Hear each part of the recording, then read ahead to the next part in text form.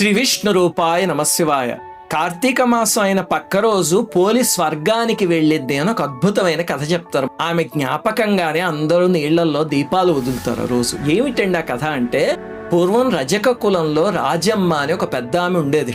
ఆమెకి 7 కొడుకులు, 6 పెళ్లిళ్ళు అయ్యాయి. ధనవంతుల కుటుంబాల్లోంచి పిల్లల్ని తెచ్చుకుంది. 7వ కొడుకు పోలమ్మ అనే పేద అమ్మాయిని ఆమె అందాన్ని చూసి ఇష్టపడ్డాడు. కొడుకు ఇష్టం కాదనలేక ఆమెను కోడలుగా తెచ్చుకుంది.